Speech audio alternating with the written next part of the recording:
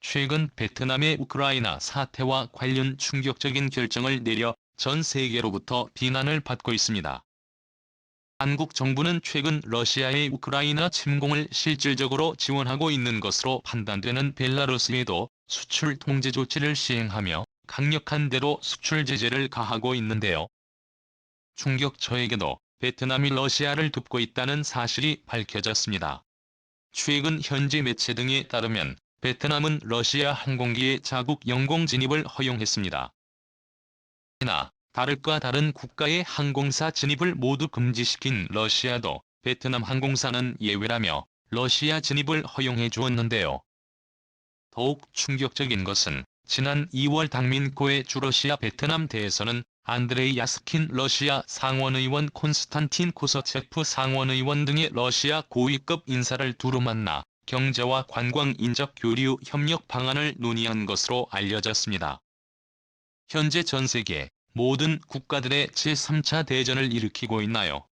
러시아를 규탄하며 경제 제재를 가해 우크라이나를 위기로부터 구해주려 하고 있는데 베트남은 그 반대로 러시아의 전쟁 자금을 대주고 있는 것입니다. 베트남과 러시아는 특별한 역사 관계를 가지고 있습니다. 베트남 전쟁 당시에 베트남을 통일시킨 북베트남은 소련의 대대적인 지원을 받았습니다. 베트남의 국부인 호치민 전 베트남 주석도 소련과 깊은 인연이 있죠. 프랑스에서 반제국주의 투쟁 활동을 벌이던 그는 프랑스 당국의 감시가 심해지자 1993년 소련 모스크바로 넘어간 바 있습니다. 그는 모스크바 코민테란 학교에서 공산주의 혁명 사상을 익히며 공산당 동아시아 담당 상임위원으로 활동했습니다. 소련 지도자 블라디미르 레닌이 사망한 뒤에 호치민은 그에 대한 고별서를 공산당 기관지에 실어 유명세를 떨치기도 했습니다. 호치민은 사후 하노이에 있는 묘소에 잠들어 있는데 이것 역시 레닌의 묘소를 본떠 만든 것입니다. 방북철이 되어 있는 호치민의 시신은 정기적으로 러시아 전문가의 손길을 받아 관리되고 있습니다. 베트남의 국부 호치민의 일생만 보더라도 베트남과 러시아가 얼마나 끈끈한 관계인지 알 수 있습니다. 2018년 9월 베트남 정부는 러시아로부터 10억 달러 규모의 무기를 사는 계약을 체결하기도 했죠. 베트남 고위 공직자와 기업인 중에 옛 소련과 러시아에서 유학한 사람도 쉽게 찾아볼 수 있습니다. 베트남 공식 의전 서열 1위인 웬 푸중 베트남 공산당 서기장에 1981년 소련의 사회과학원에서 역사학 박사 학위를 받았습니다. 베트남의 삼성으로 불리는 핑그룹 창업자 밤러버 회장 역시 러시아와 떼려야 뗄 수 없는 인연을 가지고 있습니다. 1968년 베트남 하이봉에서 출생한 균을 소련 국비 장학생으로 선발돼 모스크바 지질 탐사연구소에서 공부했습니다. 그러다 소련이 무너지자 러시아를 떠나 우크라이나로 이주했고 그곳에서 1993년 인스턴트 라면 제조업체인 테크노컴을 설립해 사업가로 변신하게 되죠. 그는 2000년 베트남에 돌아와 테크노컴을 기반으로 사업을 확장해 재벌의 반열에 오릅니다. 지난해 4월 포브스가 추정한 그의 재산은 755달러 우리 돈으로 9조 7천억 원에 달합니다. 1년간 빈그룹 주가가 많이 올랐기 때문에 지금 추산한 그의 재산은 10조 원이 훌쩍 넘어갈 것입니다. 정리하자면 베트남의 의전 서열 1위와 부자 서열 1위가 모두 소련에서 유학한 경험이 있는 것입니다. 너무나도 충격적이죠. 자, 그런데 베트남의 충격적인 행동은 이뿐만이 아니었습니다. 8은 베트남 총리는 한국 기업들이 베트남에 오면 막대한 혜택을 주겠다며 제발 베트남에서 투자를 늘려달라고 애원했습니다. 그러면서 베트남에서 사업을 하는 동안 발생하는 모든 문제를 베트남 정부가 적극적으로 해결해 주겠다고 약속했지만 완전히 거짓말이었습니다. 베트남 정부의 약속을 믿고 베트남에 막대한 투자를 한 한국의 중소기업들의 뒤통수를 제대로 맞았습니다. 베트남에 진출한 한국 기업 여러 곳에서 동시다발적으로 베트남 현지인 근로자들의 임금 인상 및 처우 개선을 요구하며 파업을 벌였습니다. 현지 매체인 유엔익스프레스에 따르면 중부 응해안 성빈에 위치한 전기의 부품업체인 한국의 이사의 근로자들은 이틀 전 임금 인상을 요구하며 파업에 나섰습니다. 그래서 충격적인 점은 베트남에서 가장 많은 임금을 지불하고 있는 곳이 바로 한국 기업들이기 때문입니다. 빈지역의 최저임금은 월 340만 도, 우리 돈으로 17만 8천 원인데 파업을 맞은 한국의 중소기업은 이들에게 최저임금보다 무려 3배나 높은 990만 동을 지급하고 있었습니다. 결국 삼성이 베트남에 칼을 빼들었습니다. 베트남 경제의 3분의 1을 담당해오며 코로나 때에도 전 세계에서 홀로 플러스 경제 성장률을 기록할 수 있도록 견인해온 삼성의 베트남에 있는 스마트폰 생산 라인을 한국의 구미로 옮겨버렸습니다.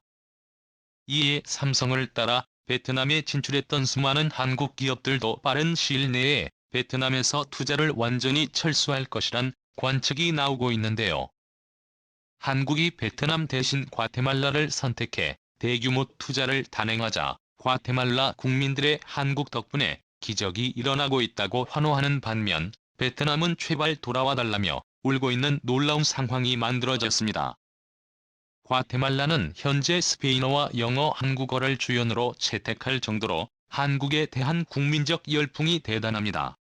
과테말라 국정교과서를 보면 대한민국이 별도 페이지로 다루어지는 최초 국가가 될 정도로 과테말라는 제2의 한국으로 태어나고 있습니다. 아니라 과테말라 초등학교와 중학교 3종류 페이지에서도 한국의 역사와 언어가 수록되어 있는데 여기에 한국의 경제문화, 단군 신화와 교훈적 이야기, 통치 파트에 그리고 홍보와 놀부 등 우리의 전통 미덕 이야기에 효녀 심청의 좋은 형제들도 함께 기재되어 있습니다. 베트남과는 달러에 이렇게 신뢰를 기반으로 만들어진 한국과 과테말라의 관계 속에서 한국 기업들은 베트남 대신 과테말라에 대규모 투자를 시작했고 결국 놀라운 기적을 만들어냈습니다.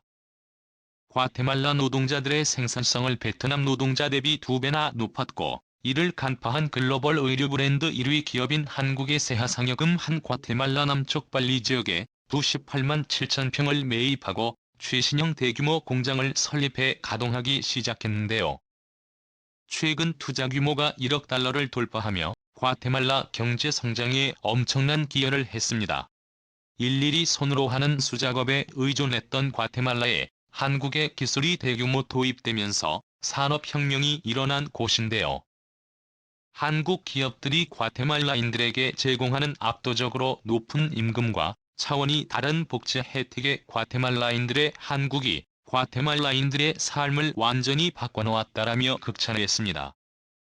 자국 기업들보다 최대 3배 이상 임금을 지급함에도 불법 파업을 일삼는 베트남 노동자들과는 너무나 다른 모습인데요. 30년이라는 긴 세월 동안 내전에 시달리며 극심한 빈곤에 처했던 과테말라가 1991년부터 시작된 한국의 무상원조 덕분에 GDP가 급격하게 성장하더니 지금은 온두라스, 니카라과 등의 중미 국가들보다 압도적으로 높은 경제 성장률을 달성했습니다. 1인당 과테말라의 GDP는 4,600달러를 돌파하며 온두라스의 2배, 니카라과의 3배에 육박하고 있습니다. 이에 과테말라인들은 한국이 이룩한 한강의 기적이 과테말라에서 일어나고 있다. 라며 한국 덕분에 과테말라 가기적 같은 경제 성장을 만들고 있다고 기뻐했습니다. 이뿐만이 아닙니다. 최고라 불리는 한국의 치안관리 능력까지 과테말라에 전수해 주었습니다.